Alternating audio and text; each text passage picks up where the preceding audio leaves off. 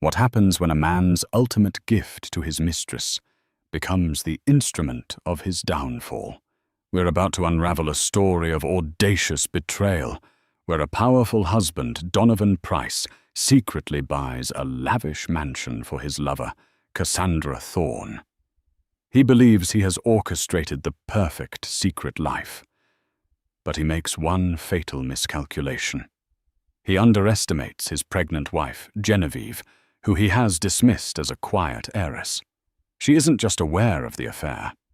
She holds a devastating secret about that very house, a secret locked in the deed itself, waiting to turn a celebratory housewarming into a public spectacle of ruin.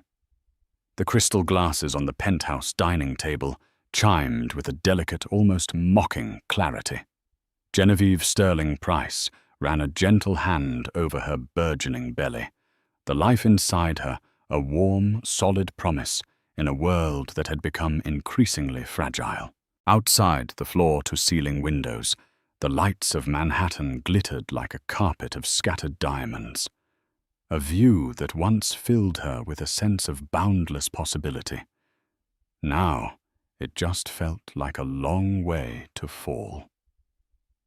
Her husband, Donovan Price, was a masterpiece of modern ambition. He had a jawline that seemed carved from granite eyes the color of a stormy sea, and a charm that could disarm corporate raiders and soothe nervous investors in a single breath. He had taken her family's legacy, the Sterling Group, a staid but respected real estate empire, and supercharged it with aggressive acquisitions and high-risk, high-reward ventures. Everyone called him a genius. Everyone saw the golden couple, the brilliant magnate, and his elegant, adoring heiress wife. But Genevieve saw the cracks. They had started small. A scent on his collar that wasn't his cologne, or hers, something sharp and floral like night-blooming jasmine. Late nights at the office that stretched past midnight, his explanations clipped and vague. "Closing the Henderson deal," he'd murmur, kissing her forehead without meeting her eyes. "You know how Gregory Shaw gets." Then there were the calls he'd take on the terrace, his back to the glass. His voice a low, intimate rumble she couldn't quite decipher. Tonight was their 4th wedding anniversary. A reservation at Per Se, her favorite, sat unused. A small, velvet-wrapped box from Cartier sat on her dresser, a token he'd had his assistant deliver that morning. The card read, "To my everything, all my love, D." The words felt hollow, mass-produced. He'd called an hour ago. "Sweetheart, I am so sorry. Shaw is breathing down my neck about the new waterfront project. We're stuck in a marathon session. I'll make it up to you this weekend, I promise." The lie was so practiced, so smooth, it almost sounded like the truth. But Genevieve had stopped by the Sterling Group tower 3 hours earlier, a hopeful whim with a small gift for him. Gregory Shaw had been there red-faced and barking into his phone. But Donovan's office was dark. His assistant, a nervous young woman named Penelope, had stammered that Mr. Price had an off-site meeting. Now sitting alone amidst the splendor of their life, Genevieve felt the cold dread that had been her companion for months solidify into certainty.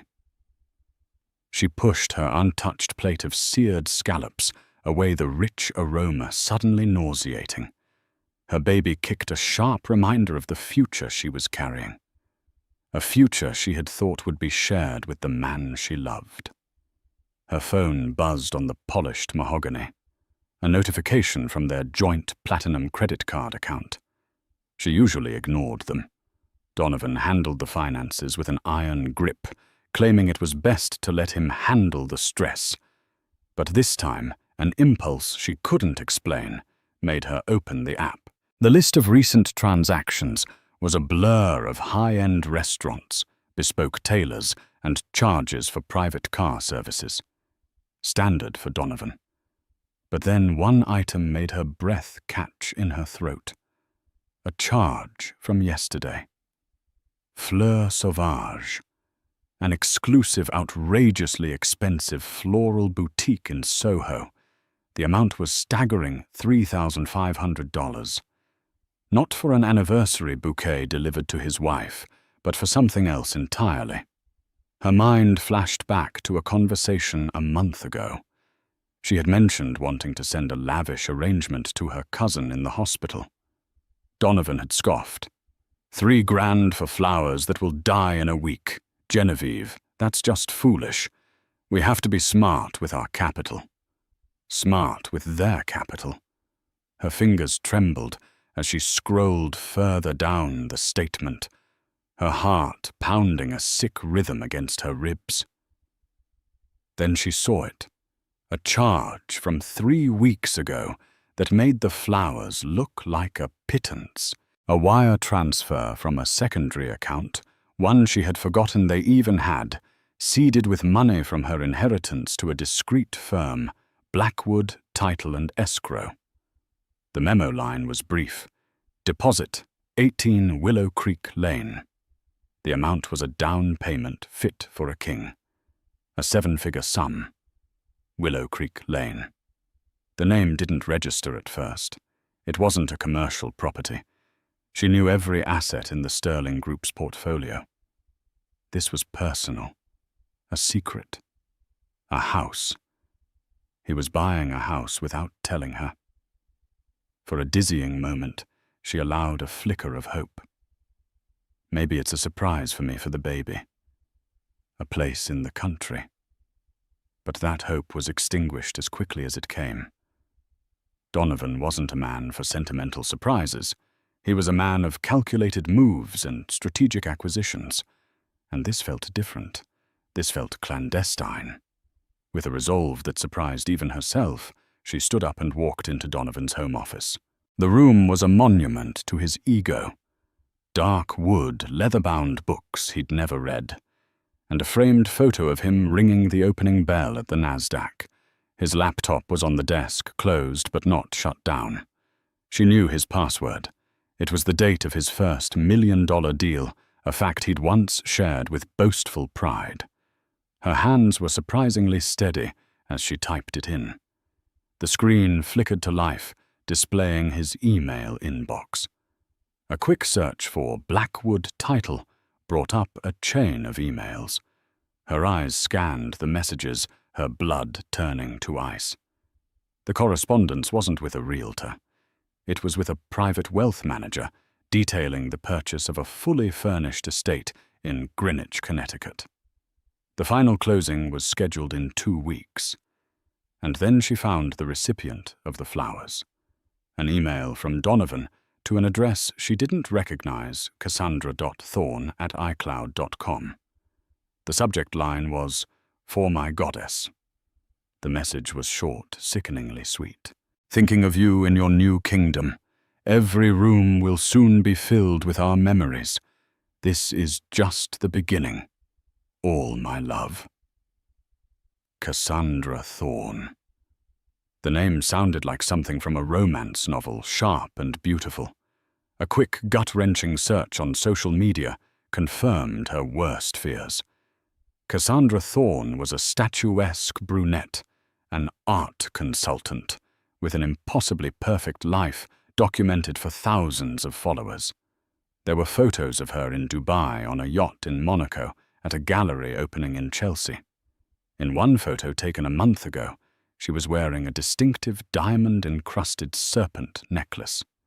Genevieve's eyes darted to the email history. She found the digital receipt, a purchase from Bulgari 6 weeks ago. The Serpenti necklace, charged to the same joint account. But it was the next email that shattered her completely.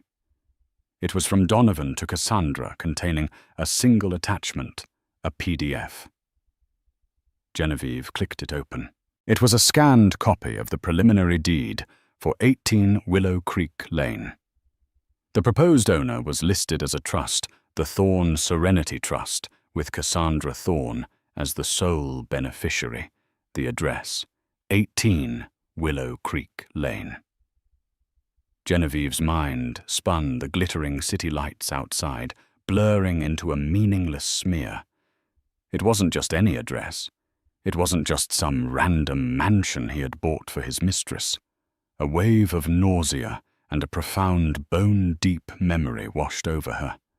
She knew that house. She had spent the first 10 years of her life there. It was Oakhaven Manor, her family's ancestral home. The place where her father had taught her to ride a bike on the sprawling lawns. The place where her mother had planted the rose garden that still bloomed in her memory. It was the home her father, Richard Sterling, had been forced to sell in a painful financial downturn 2 decades ago.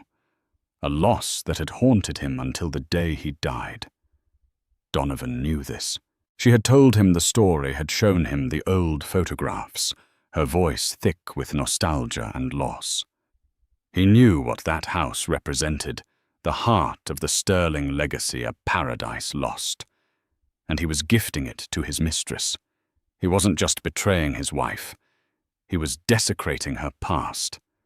He was taking the most sacred piece of her history and handing it to a stranger as a trinket. The silence in the penthouse was no longer just an absence of sound. It was a living thing, a heavy, suffocating presence filled with the ghosts of her family and the phantom laughter of her husband, with another woman in the halls of her childhood home. The initial shock began to recede, replaced by a clear and terrifying calm. The tears she expected to fall never came. Her grief was instantly cauterized by a white-hot flame of rage. He thought she was just the quiet, pliable heiress. He thought he was the mastermind. He had used her inheritance, her legacy, and her heart to build a kingdom for his whore. He had made a fatal miscalculation. He had forgotten who she was. She was a Sterling, and the Sterling Group hadn't been built on naivety. It had been built on shrewd strategy, unbreakable will, and the quiet, ruthless art of the long game. She closed the laptop, the soft click echoing in the cavernous room. Her baby kicked again, a gentle reassurance. She was no longer just fighting for a broken marriage. She was fighting for her child's heritage, for her father's memory, and for the reclamation of her own soul. The game was on. And Donovan Price had no idea he was already playing against a master. For 2 days, Genevieve was a ghost in her own life. She moved through the opulent spaces of the penthouse like a phantom, her body performing the familiar rituals of morning coffee, polite nods to the doorman, and feigned interest in nursery catalogues. To Donovan, who returned home late the night of their anniversary, with a bouquet of wilting roses and a flimsy apology, she was the picture of quiet disappointment. He saw a wife hurt by a missed dinner, not one who had unearthed the foundations of his treachery. "I'm just tired, Donovan," she'd said, her voice a carefully modulated whisper. "The baby takes a lot out of me." "Of course, sweetheart. Just a few more weeks of this chaos with the waterfront deal, and I'm all yours. We'll take that trip to Italy, just like we planned." He kissed her, and the touch of his lips on her skin felt like a spider's crawl. She didn't flinch. She had to be stone. She had to be steel. Inside, a storm was raging. The grief was a physical ache, a constant pressure behind her eyes. But alongside it, a new, unfamiliar resolve was forging itself in the fire of his betrayal. She wasn't the fragile porcelain doll he believed her to be. Her father, Richard Sterling, had been a kind man, but he was also a brilliant businessman who had taught her more than just how to ride a bike. He had taught her to read a balance sheet, to understand leverage, and most importantly, to never ever let an opponent see you bleed. On the 3rd day, she made a call. Not to a divorce lawyer, not yet. That was a battle. First, she needed intelligence. She needed a weapon. She called a number from a discreet business card, She'd kept filed away a relic from a time her father had dealt with a case of industrial espionage. The man who answered had a voice like gravel stirred with honey. "Vance." "Arthur, it's Genevieve Sterling, Richard's daughter." There was a pause, then a warmth infused his tone. "Genevieve. My goodness, it's been too long. How are you, my dear? I heard about the little one on the way. Your father would be bursting with pride." The mention of her father almost broke her composure. She took a steadying breath. "I'm well, Arthur. Thank you. I need your help. Not as a friend, but as a professional. And I need absolute ironclad discretion." Arthur Vance had been her father's lawyer and fixer for 30 years. He was a man who moved in a world of shadows and whispers, a master of the legal and quasi-legal arts. He was semi-retired now, but his loyalty to the Sterling name was absolute. They met that afternoon in a dusty, book-lined office in a pre-war building downtown that smelled of old paper and leather. Genevieve laid out the story, her voice low and even stripped of all emotion. She presented the facts as if she were a CEO, briefing her board the affair with Cassandra Thorne. The lavish gifts, the wire transfer, the purchase of 18 Willow Creek Lane. She omitted only one detail, her personal connection to the house. She needed Arthur's professional, untainted assessment first. Arthur listened without interruption, his steepled fingers hiding his mouth, his sharp eyes never leaving her face. When she finished, he was silent for a full minute. "The arrogance," he finally said, his voice a low growl. "To use your own family's money to set up a parallel life. He's not just a cheat, Genevieve. He's a fool, a dangerous one. He's been commingling my personal inheritance funds with the business accounts for years," she explained. "He called it aggressive asset management. He said it gave the Sterling Group more liquidity for rapid acquisitions. I signed the power of attorney documents he put in front of me. I trusted him." "Trust," Arthur sighed, looking at her with a profound sadness. "The most expensive commodity in the world. All right. Here's what we do. We don't make a sound. We don't confront him. We don't even breathe in his direction. We gather string. Every last piece." Arthur activated his network. He brought in a forensic accountant named Peterson, a quiet, bespectacled man who could make spreadsheets sing the blues. Peterson dug into the labyrinthine web of accounts Donovan had created. He worked silently, remotely, a digital ghost slipping through firewalls and encrypted ledgers. Within a week, the picture became devastatingly clear. Donovan hadn't just dipped into her inheritance for the mansion's down payment. He had been systematically siphoning funds from the Sterling family trust for over 2 years. Millions. He'd been using the trust as his personal slush fund to finance Cassandra's lavish lifestyle, the international trips, the couture wardrobe, the art gallery she consulted for, which was, in fact, a shell company he had set up for her. He was laundering money through the art world, using inflated appraisals to move cash. Worse still, he had leveraged Sterling Group assets to secure high-risk personal loans, putting the entire company, her father's life's work, in jeopardy.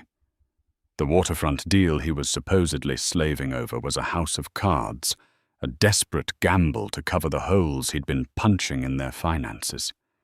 If it failed, the Sterling Group could face a catastrophic collapse. Every new discovery was another twist of the knife. Genevieve felt as if the last 4 years of her life had been a meticulously crafted illusion. The loving husband, the brilliant CEO. It was all a performance. The man she had married was a parasite, slowly draining the lifeblood from her family's legacy. While Peterson untangled the financial web, Arthur hired a private investigator, a former NYPD detective named Costello, to put a tail on Cassandra Thorne. Costello was a pro.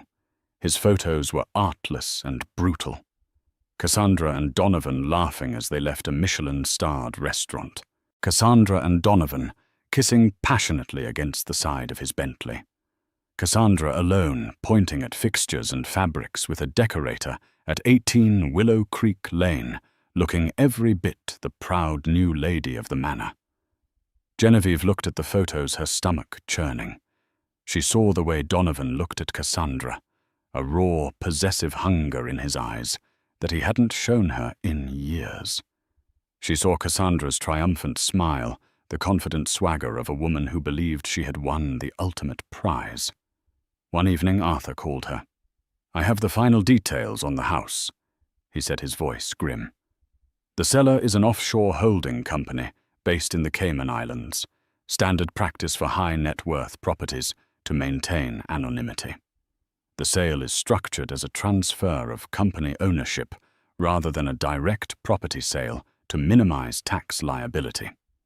The final closing, where the trust officially takes ownership, is in 9 days. "What does that mean exactly?" Genevieve asked. "It means that until that final paper is signed, the house is still technically owned by the Cayman entity. Donovan has paid the deposit and arranged the financing, but the deed hasn't formally changed hands. It's a small window, but a window nonetheless." It was then that Genevieve decided to play her final card. She looked at Arthur, her eyes clear and resolute. "Arthur," she said, "there's something I haven't told you about 18 Willow Creek Lane." She told him everything, about her childhood there, about the rose garden, about her father's heartbreak. She explained how Donovan knew every detail of that history. As she spoke, Arthur Vance's expression shifted from professional sympathy to cold, hard fury. He had revered Richard Sterling. This betrayal was not just against his friend's daughter. It was an insult to the man's memory. That soulless bastard," he whispered, shaking his head. "This changes things, Genevieve. This isn't just about money anymore. This is about legacy. This is about justice." A plan began to form, whispered into existence in the quiet, dusty office. It was audacious, complex, and deeply, beautifully ruthless. It was a plan that would require perfect timing, nerves of steel, and a significant amount of capital. It was a legal gambit of the highest order. "Can we do it?" Genevieve asked, her heart hammering. Arthur Vance looked at her, and for the first time in days he smiled. It was a thin, predatory smile, the kind that promised ruin for his enemies. "My dear," he said, "your father didn't just teach you how to read a balance sheet. He taught me how to burn one to the ground. Donovan Price is about to learn what happens when you try to steal a sterling legacy. We're not just going to take it back. We're going to let him place it in your hands himself." The decision to fight back was a key turning in a lock.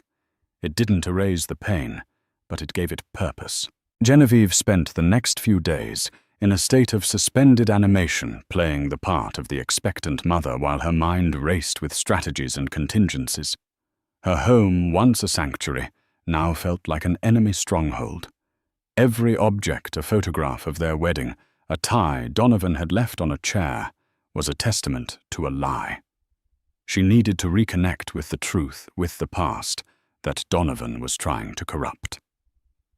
That weekend, while he was away on a business trip to Boston, Costello's photos confirmed he was actually with Cassandra at a boutique hotel in the Hamptons.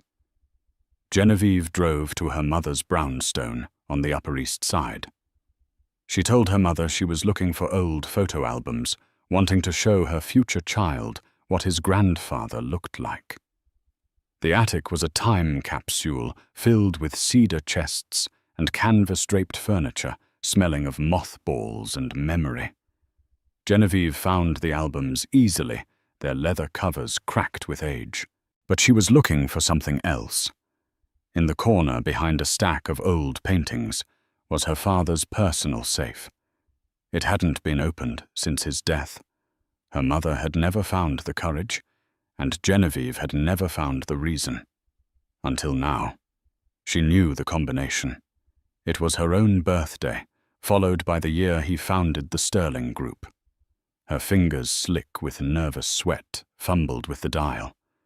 With a heavy thud, the door swung open. Inside, nestled amongst stock certificates and his old military medals, was a worn leather portfolio. She lifted it out, her hands trembling. It was labeled Oakhaven. She sat on the dusty floor of the attic, the weak afternoon light filtering through a single grimy window, and opened the portfolio. It was filled with the original blueprints of the house-old property tax records and a sheaf of personal letters. The letters were from her father to his own lawyer, written in the months after he was forced to sell the estate. "I feel as if I've amputated a limb." Frank, one letter read, "To walk away from that house is to walk away from a part of myself. Every stone, every oak tree holds a piece of our family's story. I pray that whoever owns it now will cherish it. My greatest fear is that it will fall into the hands of someone who sees it only as an asset, a symbol of status devoid of soul." A single hot tear traced a path through the dust on Genevieve's cheek. Her father's words were a voice from the grave, a testament to the depth of Donovan's sacrilege. She continued to sift through the documents. Tucked into a side pocket was a thick, folded piece of parchment. It was a copy of the original deed from when her great-grandfather had first purchased the land in the early 1900s, and attached to it was a smaller, more recent document, something she had never seen before. It was a legal covenant drafted by her father just before the sale, 20 years ago. Working with his lawyers, he had managed to attach a highly unusual and specific rider to the deed, a right of first refusal, for any direct descendants of the Sterling family.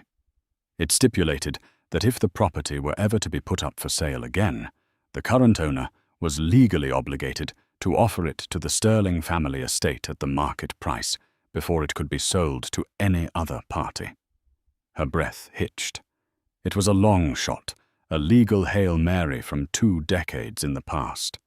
In the frantic high-stakes world of Greenwich real estate, such an old covenant could easily be overlooked or dismissed by a seller's lawyers, especially an anonymous offshore entity.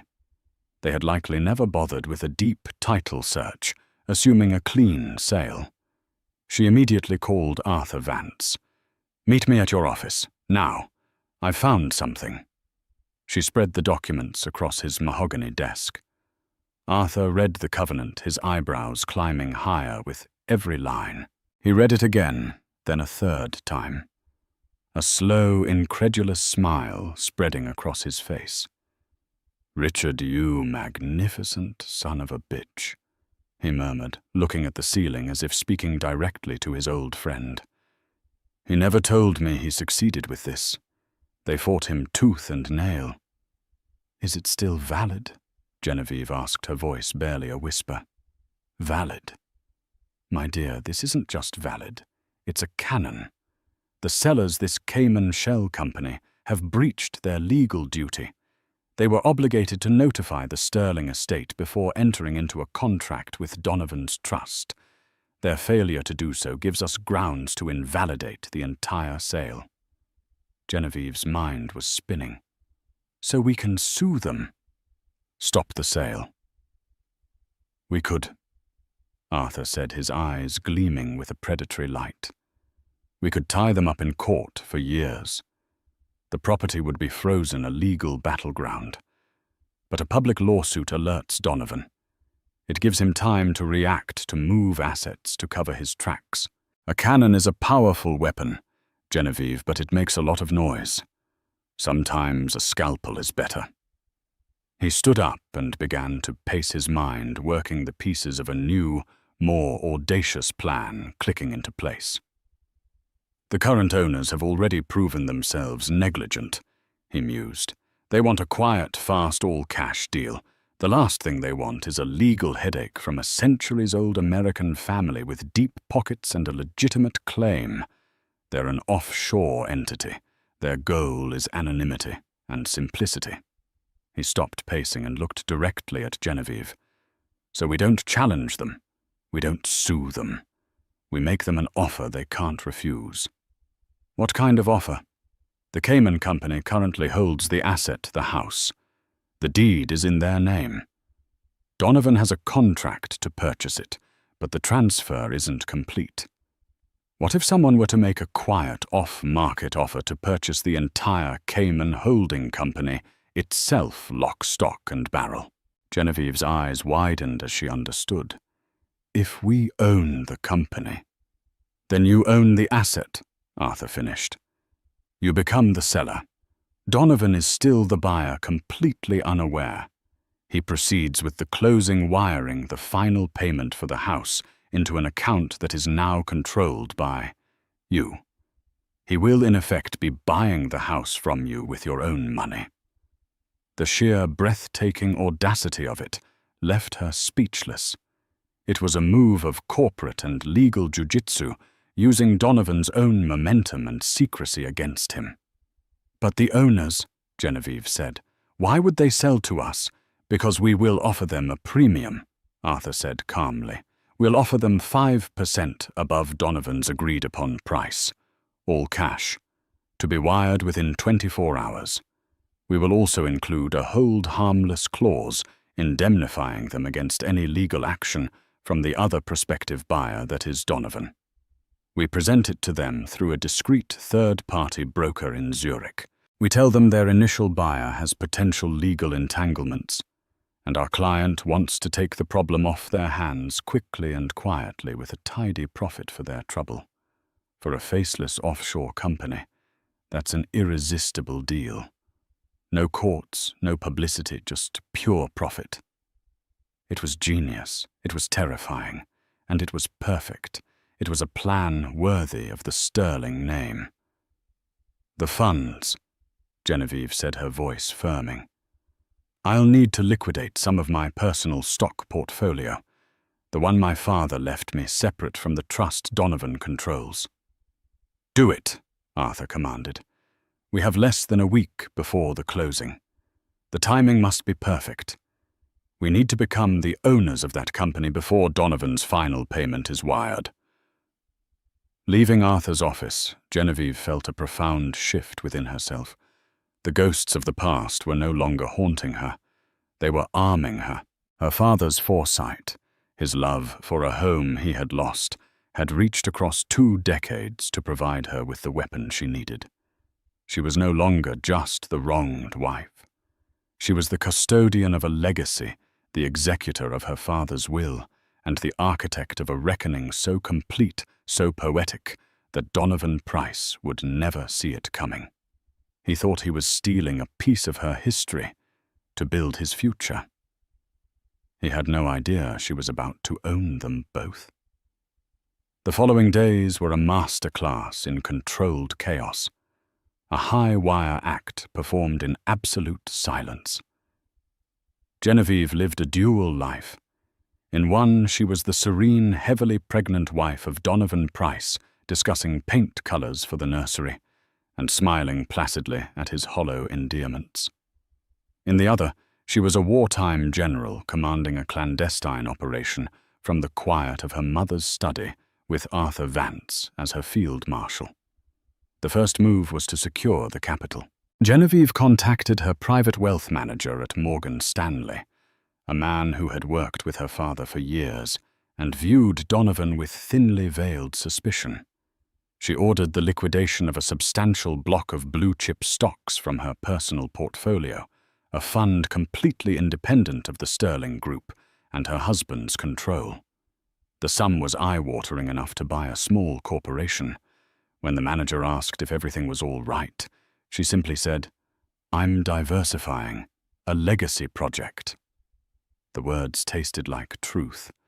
The funds were transferred to a new account at a private Swiss bank, an account opened by Arthur's contacts in Zurich. Meanwhile, Arthur made his move. He used a discreet third-generation Swiss broker, a man named Jean-Luc, whose firm specialized in silent off-market transactions for the world's wealthiest and most secretive clients. Jean-Luc, acting on behalf of an anonymous European family office, approached the legal representatives of Island Holdings Limited, the Cayman entity that owned Oakhaven Manor. The initial contact was delicate. Jean-Luc didn't mention the Sterling Covenant. That was their ace in the hole to be used only if necessary. Instead, he painted a picture of opportunity. His client, he explained, had a historical interest in the property and had become aware that a sale was pending. He hinted vaguely at potential title complications with the current buyer that his client's researchers had uncovered, suggesting that the closing might not be as smooth as Island Holdings hoped. Then came the offer of full cash purchase of Island Holdings Lulitans itself at 100% of the price agreed upon with Donovan's trust. The transaction would be completed via a swift, simple transfer of corporate ownership, bypassing the complexities of a traditional real estate deal. The funds would be in their account within 1 business day. The offer included the powerful incentive of full legal indemnity against any claims from the original buyer. As Arthur predicted, the faceless entity in the Caymans was motivated by profit and simplicity, not loyalty. They had no personal connection to Donovan or Cassandra. To them, this was a simple calculation. Option A, a slightly lower price from a buyer with potential complications that might lead to delays or legal issues. Option B, a higher all-cash price paid immediately with 0 risk. The choice was obvious. The negotiations were a tense 48-hour whirlwind conducted across 3 time zones via encrypted emails and secure calls. Donovan, completely oblivious, was in the final throes of planning his new life with Cassandra. Genevieve could hear him on the phone in his study, arguing with contractors about the installation of a new infinity pool at Oakhaven, and laughing with Cassandra about a housewarming party they were planning. Each laugh was a needle in Genevieve's heart, but it only strengthened her resolve. She was a surgeon, and sentimentality was a luxury she could not afford.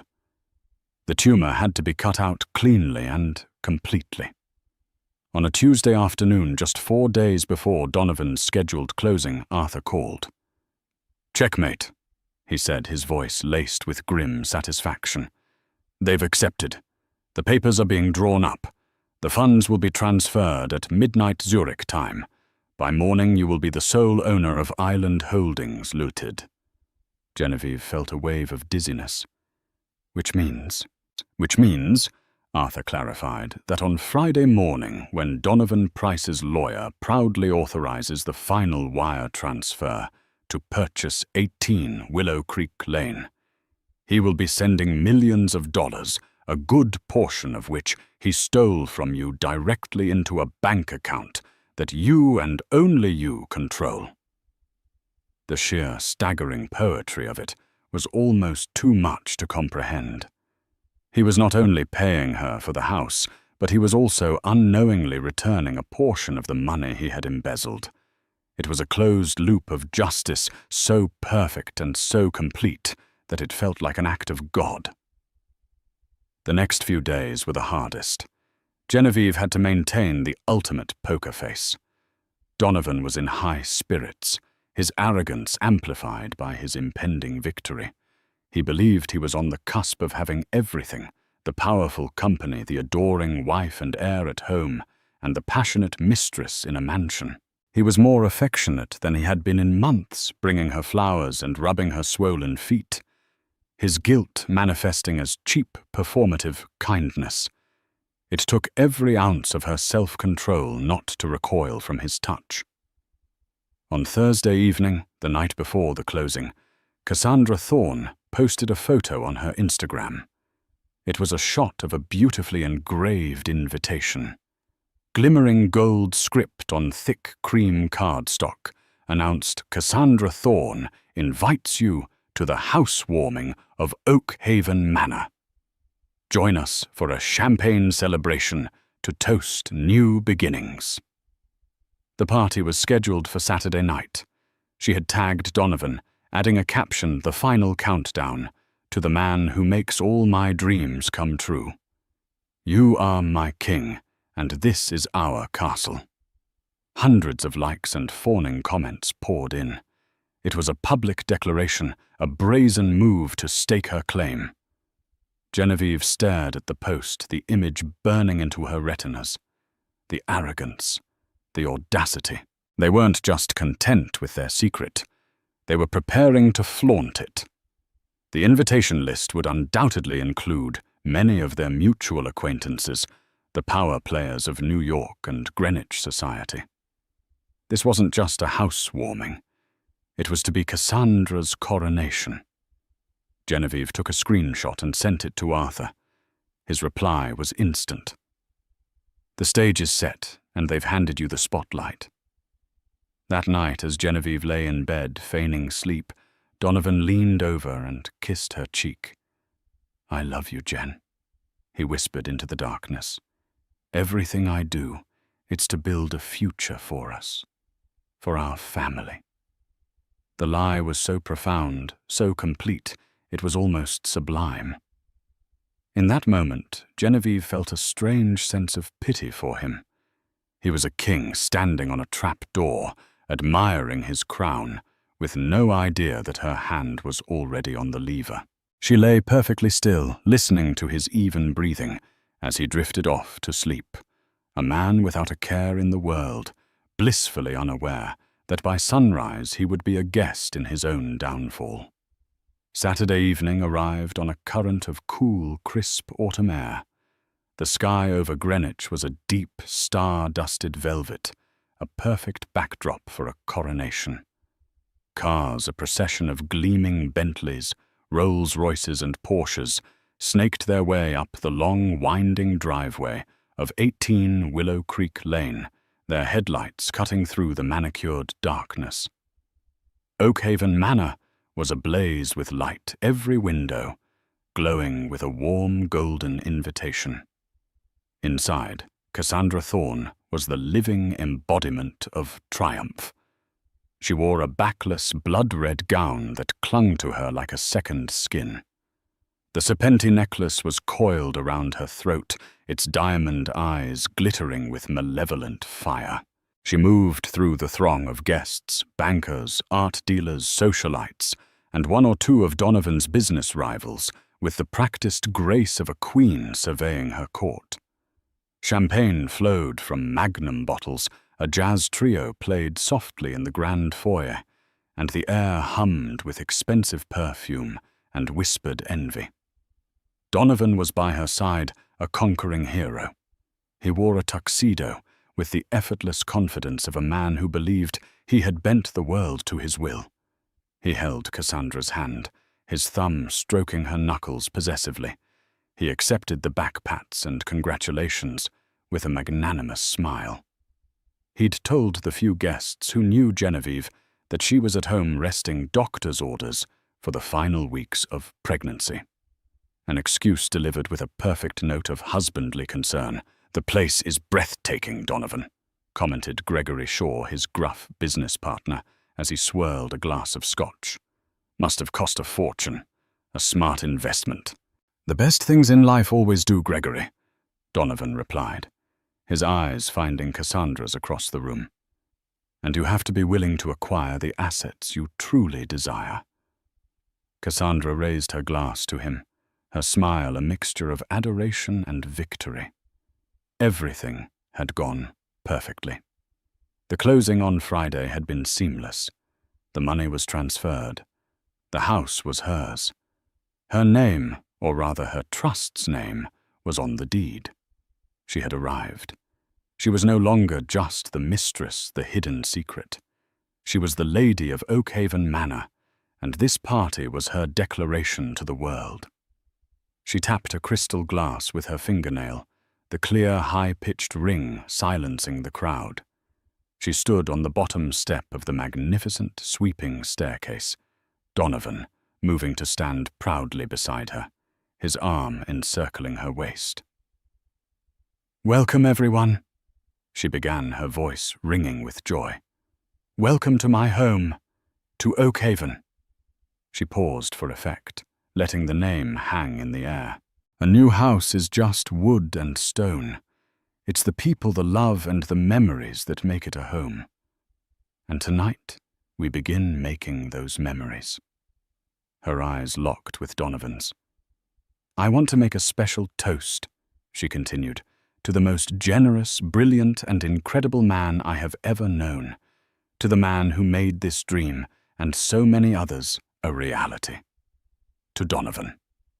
The crowd applauded politely, their eyes darting between the couple, a frisson of scandalized excitement running through them. This was more than a housewarming. It was a public affair. As they all raised their glasses, the grand double oak doors at the end of the foyer swung silently open. The hum of conversation didn't stop at first. Only a few people near the entrance turned to look.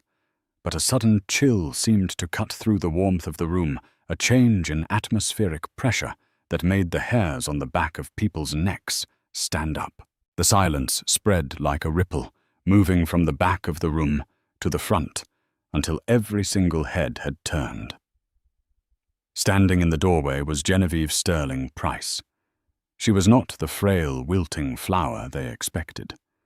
She wore a simple, elegant empire waist gown of deep midnight blue that accentuated rather than hid her advanced pregnancy. Her hair was pulled back in a sleek chignon, and her only jewelry was a pair of simple pearl earrings that had belonged to her mother. Her face was serene, her expression calm, but her eyes held a fire that seemed to suck all the oxygen out of the room. She was not crashing a party.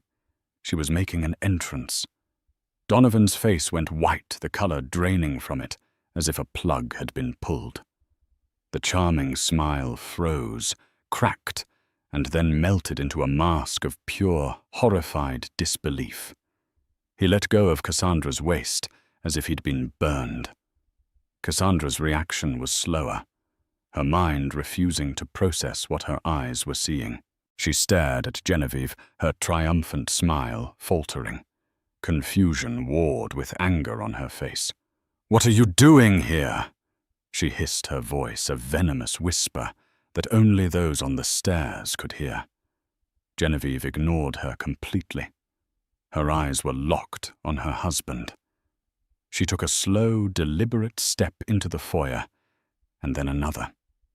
She moved with an unhurried grace, the crowd parting before her as if she were royalty. The jazz trio had faltered into a confused silence. The only sound was the soft click of her heels on the marble floor. She walked all the way to the foot of the staircase, stopping directly in front of the stunned couple. She looked up at Donovan, her head tilted slightly, a small, sad smile playing on her lips. It was the smile of a teacher watching a promising student fail a simple test. "Donovan," she said, her voice perfectly clear and calm, carrying easily through the cavernous, silent hall. "You seem to have started the party without me." She then turned her gaze to Cassandra Thorne, looking at her properly for the first time. She let her eyes travel from the expensive dress to the glittering necklace, her expression one of mild, detached curiosity.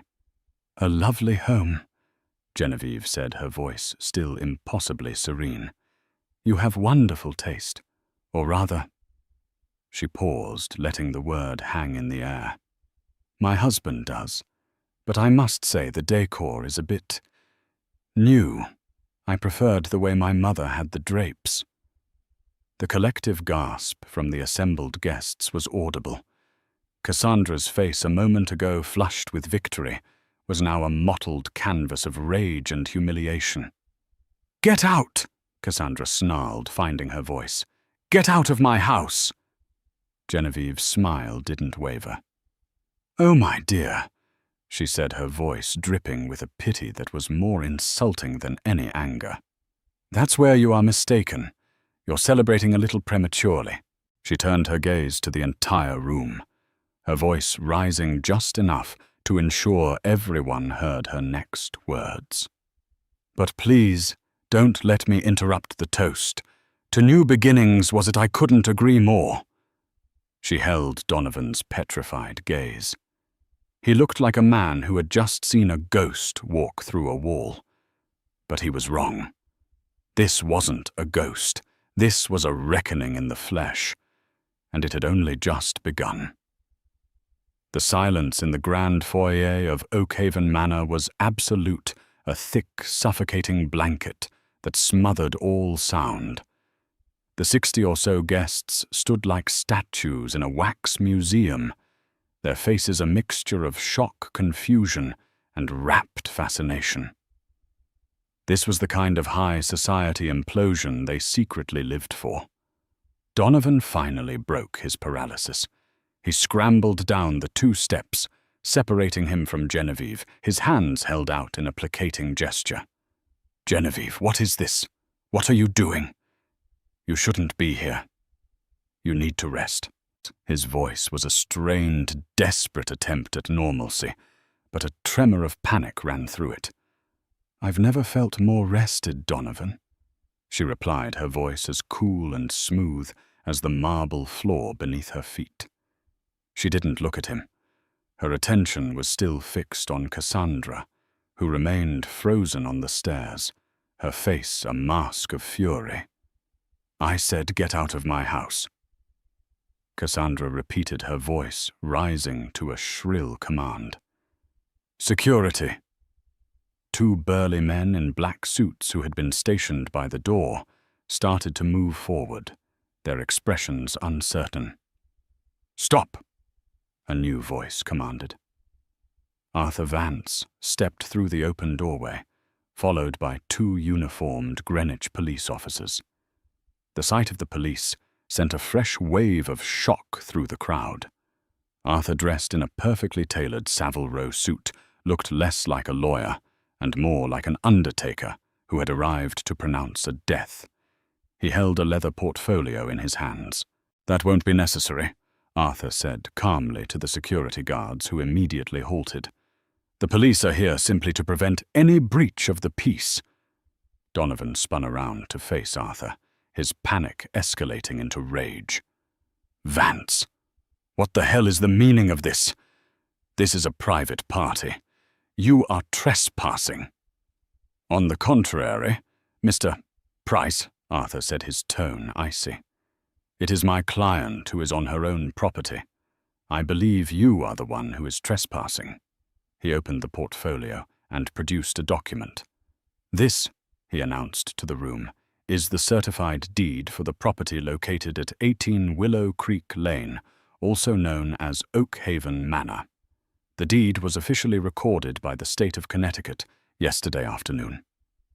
Cassandra let out a short, triumphant laugh. "Exactly my house. Now for the last time, get out." Arthur's thin, predatory smile returned. "I'm afraid you misunderstand, Ms. Thorne. The deed does not list the Thorne Serenity Trust as the owner. It seems there was a last-minute change in the seller's arrangements." He held the document up. "The legal and sole owner of this property is Island Holdings Limited, which as of 72 hours ago was acquired in its entirety by its new sole director, Mrs. Genevieve Sterling Price." The bombshell landed with a deafening silence. People stared their minds, struggling to compute the information. Cassandra's face crumpled in disbelief. "No, that's not possible. The money was transferred. It's mine." "Oh, the money was certainly transferred," Arthur confirmed smoothly. "A sum of $24 million wired yesterday morning. We have the receipt. It was transferred from the Thorne Serenity Trust directly into the primary bank account of Island Holdings Limited, an account which as of this week is controlled by Mrs. Price." So in effect, Ms. Thorne, thank you. Thank you for facilitating the return of a portion of the money my client's husband embezzled from her family's trust to purchase this very generous gift. Every eye in the room now swiveled to Donovan. He looked as if he'd been physically struck. His face was ashen, his mouth agape. He stared at Genevieve, his mind frantically trying to piece together the mechanics of his own execution. The offshore company, the quiet sale, the power of attorney she had signed. It was all a blur of hubris and miscalculation. "You," he whispered, his voice cracking. This is impossible." "Is it?" Genevieve asked, finally turning to face him. The serenity was gone from her face, replaced by a cold, hard clarity. "Was it impossible when you used my father's money to buy that necklace for her?" She pointed a finger at the serpenti necklace around Cassandra's throat.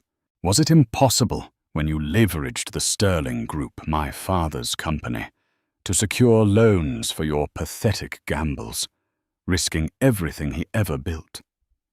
Was it impossible when you decided to buy my childhood home, a place you knew was sacred to me, and hand it over to your mistress as if it were a cheap trinket?" Her voice grew stronger with every word, ringing with the righteous fury she had suppressed for weeks. "You didn't just cheat on me, Donovan. You defiled my family's memory. You tried to erase my past. You thought I was weak. You thought I was stupid. You thought I was just another one of your assets to be leveraged." She took a step closer, forcing him to look at her, to see the woman he had so fatally underestimated. "This is not your house," she said, her voice dropping to a low, devastating whisper. "This is my home. It was my home long before I met you. And it will be my home long after you are a forgotten cautionary tale." From the edge of the crowd, Gregory Shaw Donovan's partner pushed his way forward. His face was thunderous. "Donovan, is this true? The leveraging the trust fund?" Donovan couldn't speak. He just stared at Genevieve, his empire crumbling around him in real time. "Mr. Shaw," Arthur Vance interjected, handing him a second, thinner file from his portfolio. "You may want to look at this. It's a preliminary report from our forensic accountant.